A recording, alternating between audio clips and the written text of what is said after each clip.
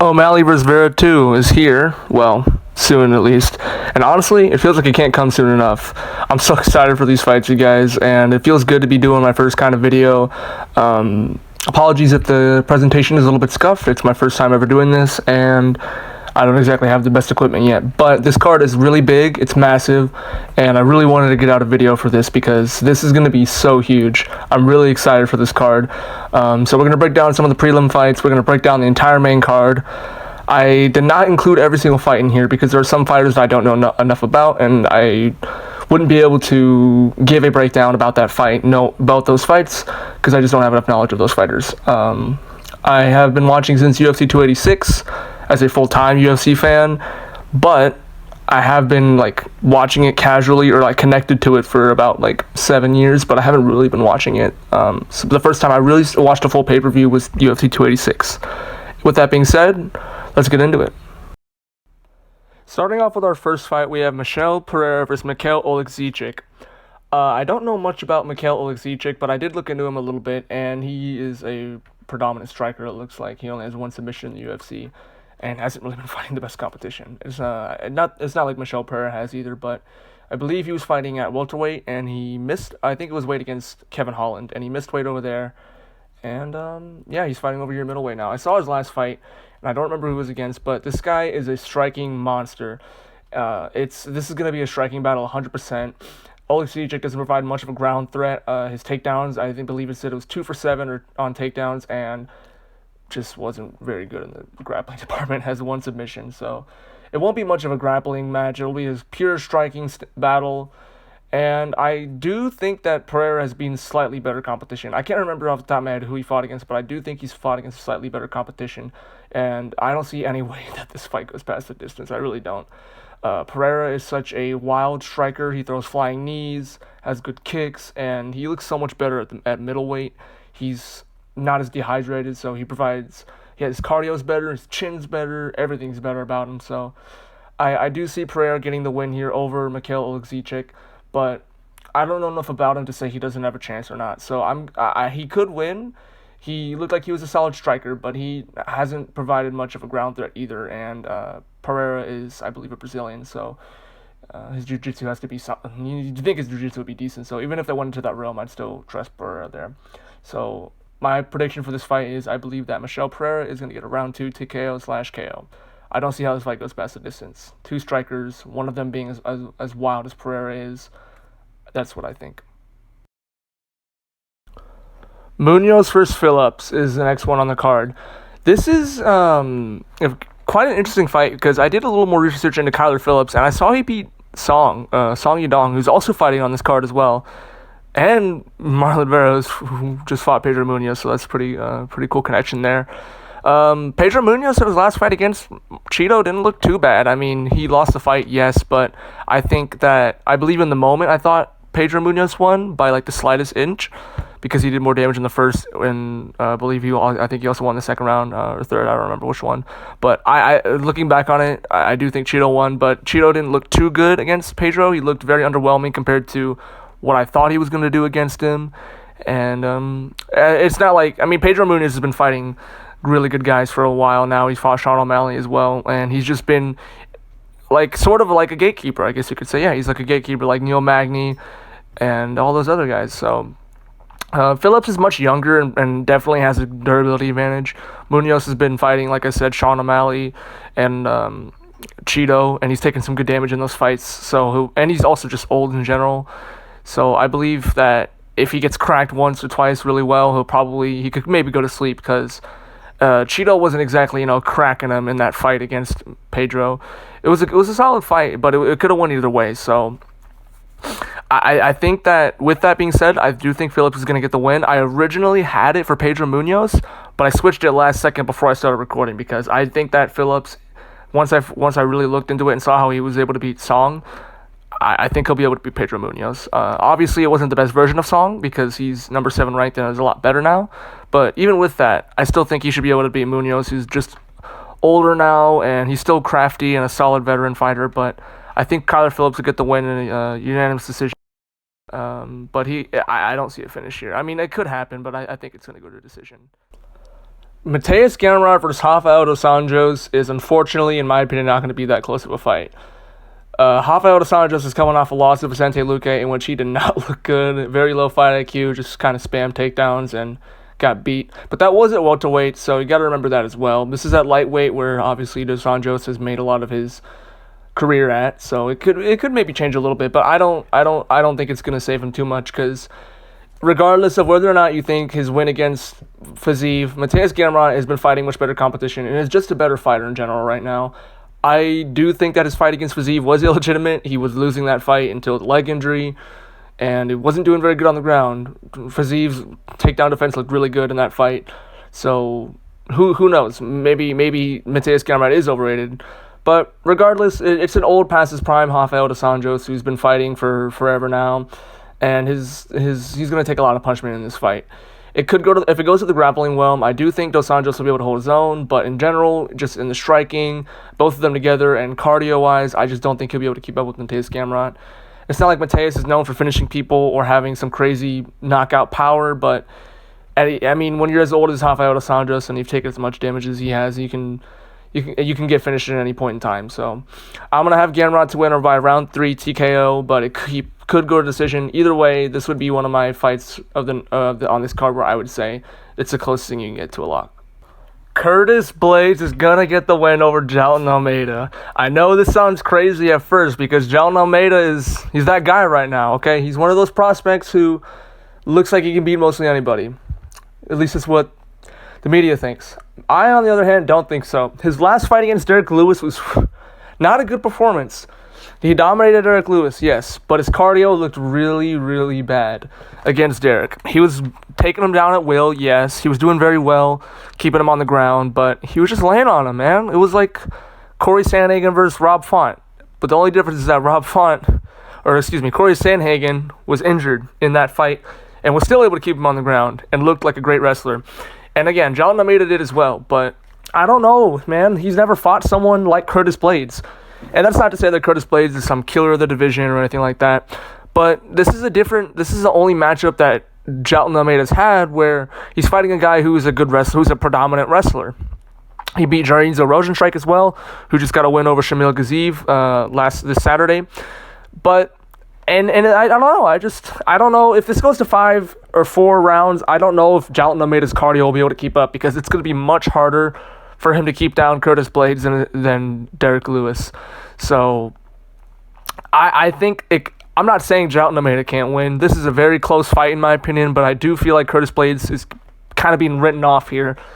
Jailton Almeida is faster and has better athleticism, which you would think would mean he has better cardio, but I don't know. Who knows if it's going to pay off. It didn't look very good against Derek Lewis, and this is just a much harder, tougher matchup than someone like Derek Lewis, who could, of course, knock you out on the feet at any moment, but at the same time, doesn't have the grappling. So I'm going to pick Curtis Blaydes, to win by unanimous decision, but I'm not going to be surprised at all if Jailton Almeida wins, okay? I'm not writing him off. I'm not saying he can't win.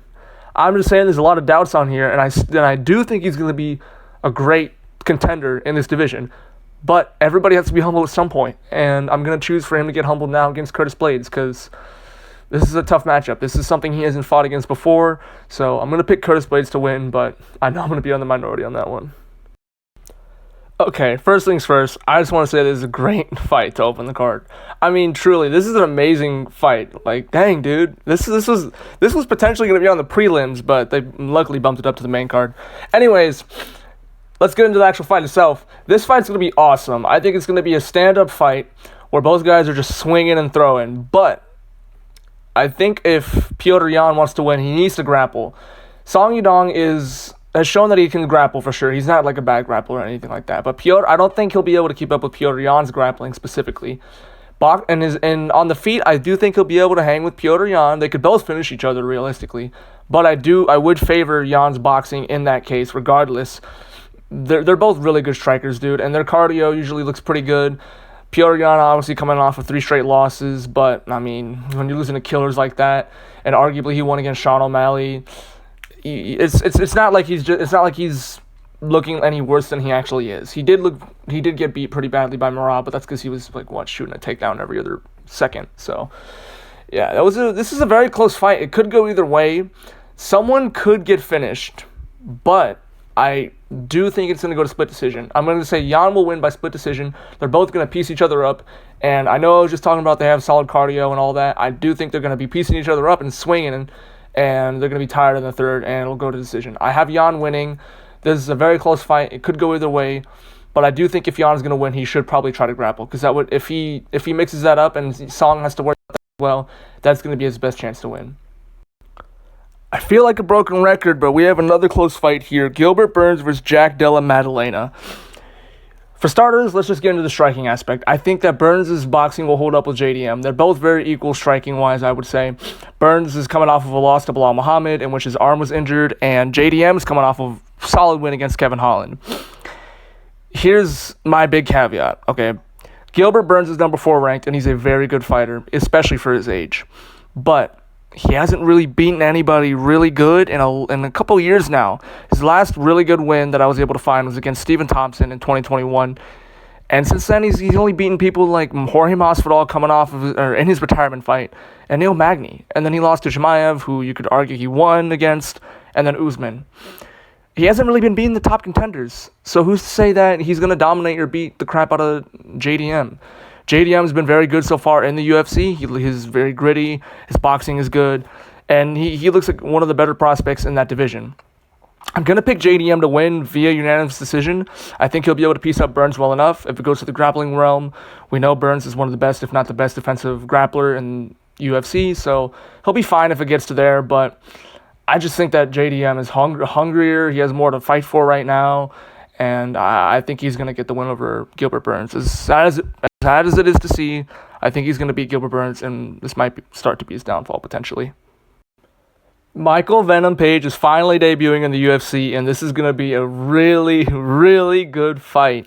You got two exciting strikers that both just want to kill the other person and send them to the Shadow Realm, and that's an amazing matchup for both of these guys. So let's start with MVP, okay? Whatever version we get of him, it's not going to be the best version of him. He's 37 years old, or 36, one of the two, and he's debuting in the toughest MMA promotion.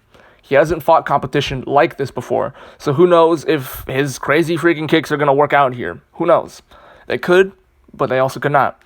On the flip side, it's not like Holland's, the best defensive fighter or anything like that. He's a good striker, very good striker, but it's not like he's exactly, defensively sound. He gets hit pretty often.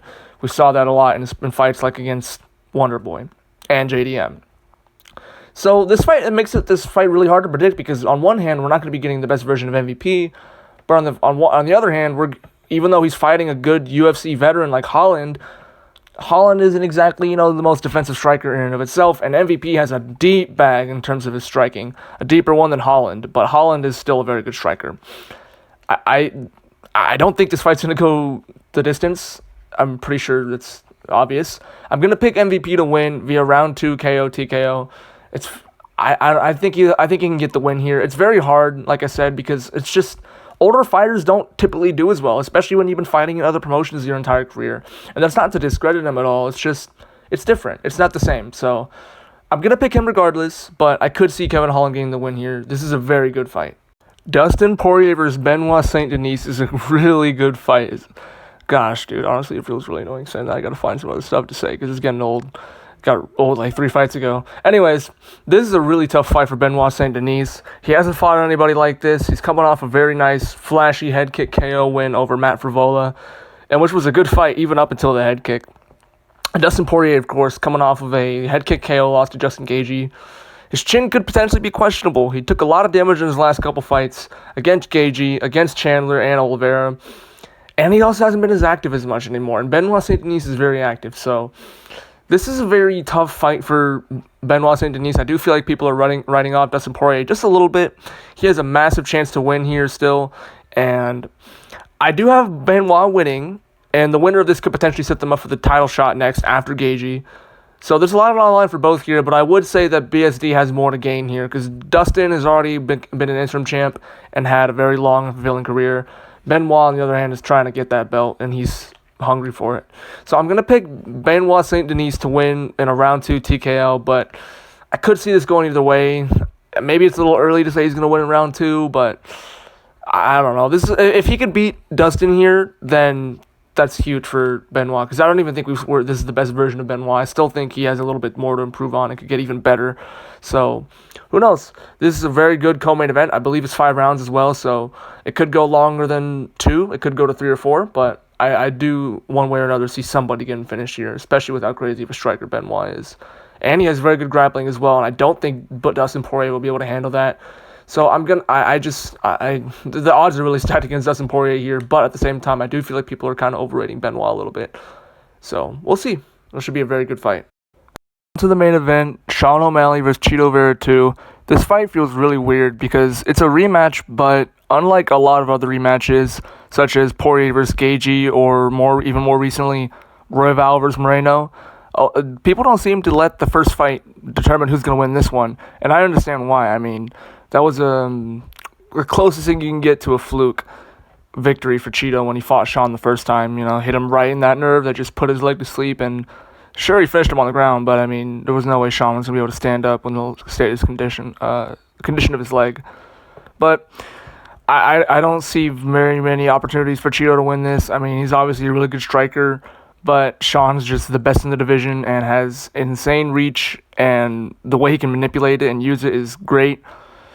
I could see Sean finishing Chito here. It's possible, but Chito does have an iron chin, so that could maybe change stuff a little bit, and it could go into the 4th or 5th. I mean, I don't think Chito's going to want to grapple, but even if he tried to, that's not going to play much of a factor here. I mean, Sean was able to stuff Aljo's takedowns and a good amount of Piotr Jan's, and I think they're both better grapplers than Chito, so that's not really going to play much of a factor here. I think it's going to be a straight stand-up battle. And the best chance for Chito to win would be if it goes to distance, because he does start doing better as the fight goes on. And we haven't seen Sean go to the 4th, 5th round yet. But he looked solid when he had to go 3, so who knows, maybe he could go 4 or 5. I'm going to pick Sean O'Malley to win here via TKO, KO in round 5. Because I don't think Chito is going to get finished that early on. He has too good of a chin to get finished that early. So I believe if the finish were to happen, it'll happen at the very end of the fight.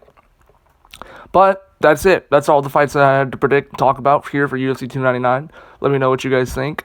Again, apologies for any presentation issues or audio issues. I don't really have great equipment right now, but hey, that's why I'm going to keep posting. Hopefully try to get better at this stuff. So anyways, let me know what you guys think down in the comments below. I'd love to discuss and talk about this. This is going to be an amazing card, and I will see you guys in the next one.